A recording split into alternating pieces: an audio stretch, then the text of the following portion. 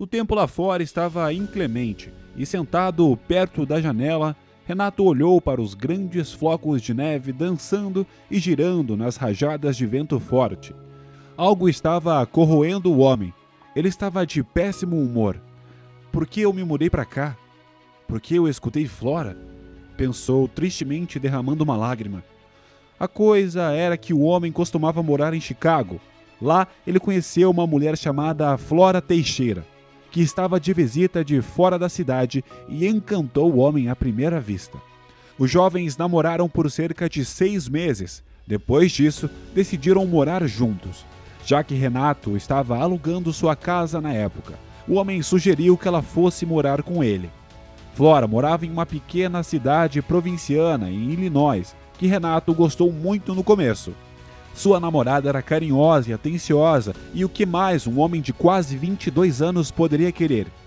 Infelizmente, assim que os jovens se casaram, a vida juntos esfriou seus corações, antes aquecidos pela paixão. Já que era difícil encontrar trabalho na pequena cidade, Renato conseguiu um emprego como balconista em uma loja de beira de estrada, onde o proprietário imediatamente gostou do jovem. Spencer Williams era um homem casado de 40 e poucos anos, que há muito tempo recebia o título de sem vergonha.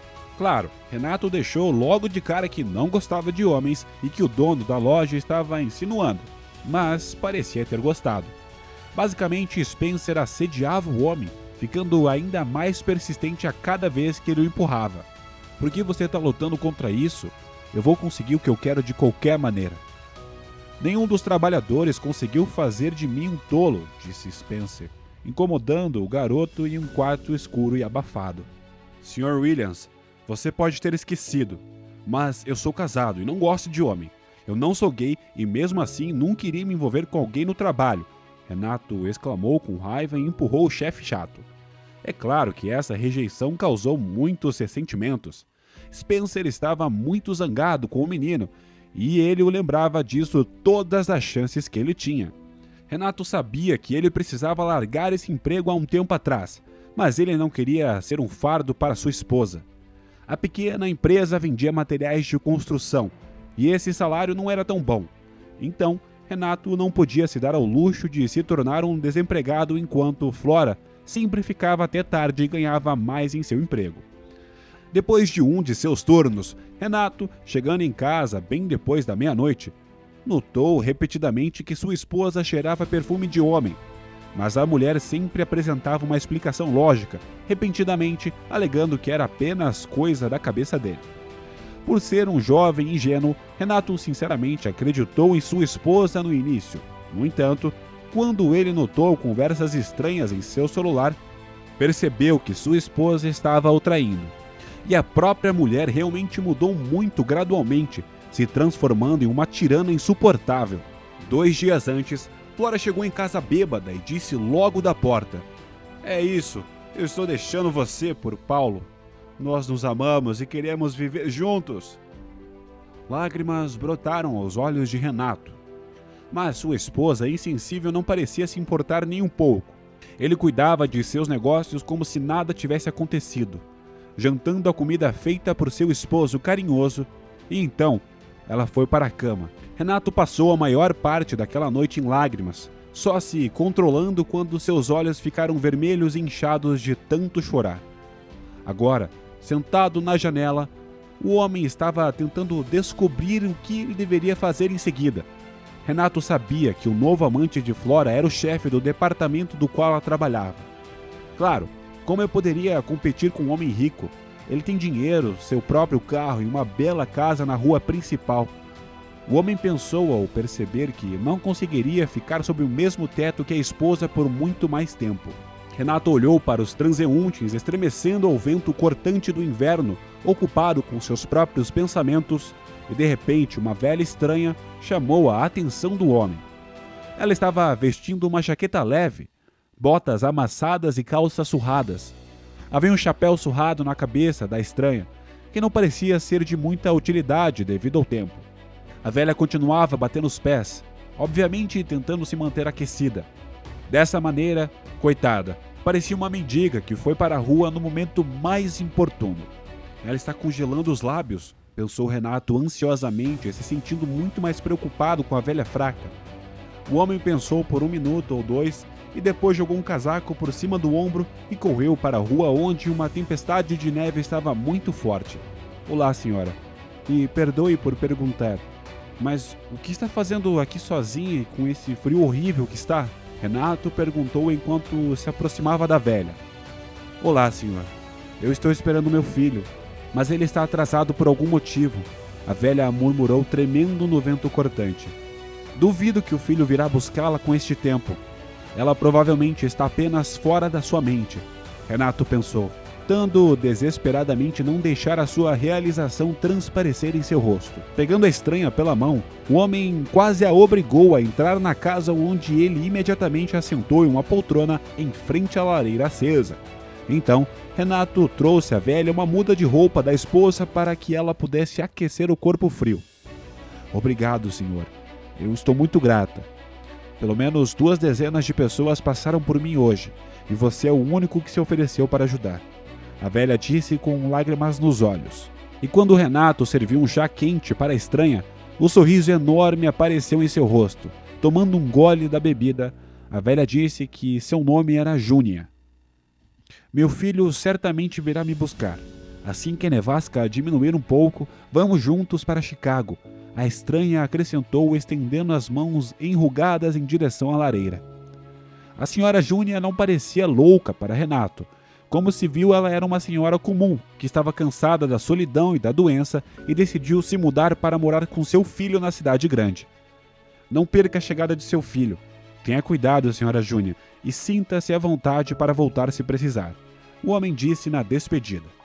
Renato tinha muitas dúvidas de que seu filho viria buscá-la em tal nevasca, mas assim que a velha saiu para a rua, um SUV coberto de neve diminuiu a velocidade ao lado dela. Haviam mais 2 carros atrás, dos quais aparentemente tinha guarda-costas. Abrindo a porta do passageiro, a senhora Júnia virou-se e deu uma última olhada na casa onde foi tratada com tanto carinho e respeito. Então sorriu e entrou no enorme carro blindado. Renato sorriu de volta e acenou para o carro que partia. O homem estava muito feliz por ter feito algo bom. Ele ajudou a velha e estava se sentindo bem com isso. Renato sentiu lágrimas brotando em seus olhos quando percebeu que a senhora não estava nada maluca e, na verdade, estava esperando a chegada do filho. O homem estava prestes a fechar a porta da frente quando viu um carro se aproximando rapidamente. O carro era um Chevrolet, que roncou seu motor com esforço, abrindo caminho através dos montes de neve que bloqueavam seu caminho. O carro parou na frente de sua casa. Quem poderia ser, especialmente com esse tempo? O homem pensou enquanto fechava o zíper da jaqueta. Mas quando a porta do motorista do Chevrolet se abriu, Renato viu um homem sentado ao volante e seu rosto parecia muito familiar. Então, você vai ficar aí parado olhando para mim? Ou vai me convidar para entrar? Perguntou o estranho vestindo um casaco de pele e sorrindo. Digo, é realmente você? Como você chegou aqui? Eu não tenho visto você há anos. Então venha logo! Exclamou Renato e cordialmente abriu a porta para o homem. Digo morava em Chicago e era seu melhor amigo com quem ele sempre compartilhava tudo, seus segredos mais íntimos, e a visita de hoje não foi exceção. Renato não parava de chorar enquanto contava a seu convidado sobre seus problemas conjugais. Digo ouviu atentamente seu amigo e então encostou no seu ombro e disse: Uau, meu caro, me diga uma coisa. O que você ainda está fazendo aqui? Eu sugiro que você faça as malas agora e volte para Chicago. Eu tenho um pequeno negócio lá. Você pode ficar comigo até conseguir a sua própria casa. Eu estou alugando uma linda casa no centro. Você vai se apaixonar por ela. Imediatamente me custou muito, mas é a vida. Estou com dinheiro e resolvi alugar. Renato olhou com gratidão nos olhos de seu amigo e então começou a fazer as malas. Digo simplesmente disse em voz alta que o homem estava pensando por vários dias, mas não se atreveu a fazer isso sozinho. E agora que ele tinha o apoio do seu melhor amigo, sentiu uma onda de força de energia que lhe deu confiança no futuro. O homem não tinha mais que suportar aquele emprego chato com aquele chefe maluco e aturar a esposa traidora que parecia ter se tornado completamente indiferente aos sentimentos de Renato. O homem então levou apenas meia hora para arrumar as suas coisas e logo ele já estava sentado no novo e aconchegante carro blindado do amigo. Digo sorriu encorajado, ligou o motor e Renato recostou-se na cadeira, fechou os olhos pela primeira vez em dias. O homem se sentiu completamente calmo e relaxado. Renato sentiu que estava começando uma nova vida, que não teria lugar para um chefe estranho ou uma esposa infiel. Logo, Renato adormeceu, embalado pelo ruído medido de um motor funcionando, e só acordou quando as luzes de Chicago já eram visíveis à frente. Renato era órfão e passou a infância em um orfanato, mas mesmo assim, o homem gostava muito de sua cidade natal, que ele conhecia como a palma de sua mão. Quando um amigo mostrou a Renato sua casa alugada, ele não pôde deixar de gritar de alegria, e surpreso disse: "Oh meu Deus, é tão bonito e aconchegante! Aqui é um lugar incrível!" O garoto disse: "Sim, o lugar é legal. Eu estou pensando em comprá-lo. Já comecei a poupar dinheiro. Espero que daqui 5 anos eu consiga a quantia que eu preciso", disse Digo, admirando a bela vista do lado de fora da janela. Renato apenas suspirou em resposta. Uma pena que ele estaria morando com um amigo de graça, mas Digo não queria ouvir alguma coisa sobre isso e insistiu que Renato deveria parar de se preocupar. "Não se preocupe, se acomode e relaxe. Volte a si e só então comece a procurar um emprego", aconselha o seu amigo, dando um tapinha no ombro de Renato como uma demonstração de apoio. Mas apesar de todas as exortações de Digo, Renato começou a procurar um emprego no dia seguinte. Ele começou a ligar para empresas e escritórios perguntando se eles estavam contratando. Infelizmente, encontrando um bom emprego não foi tão fácil e sua busca exigiu muito tempo e esforço de Renato.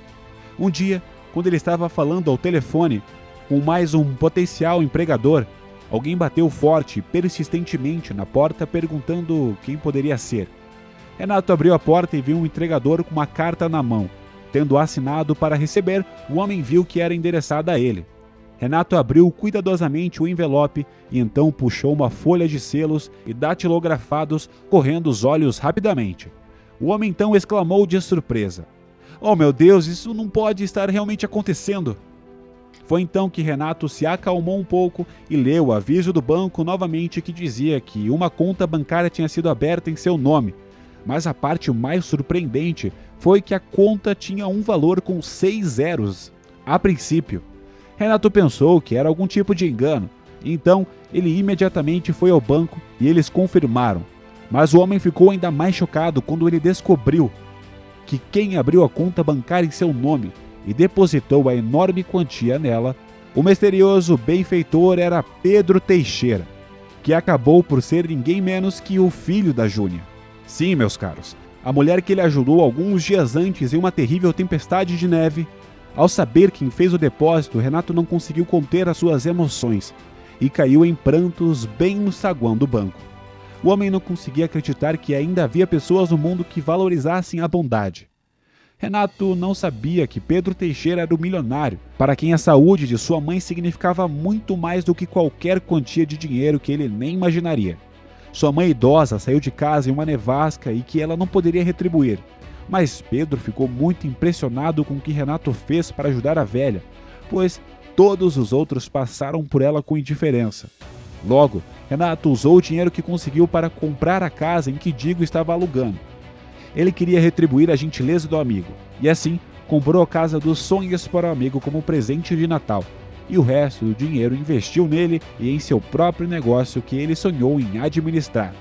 Todos os anos, Renato manda uma carta para a senhora Júnia, dizendo um obrigado, desejando-lhe saúde e felicidades eternas por lhe dar tal oportunidade na vida.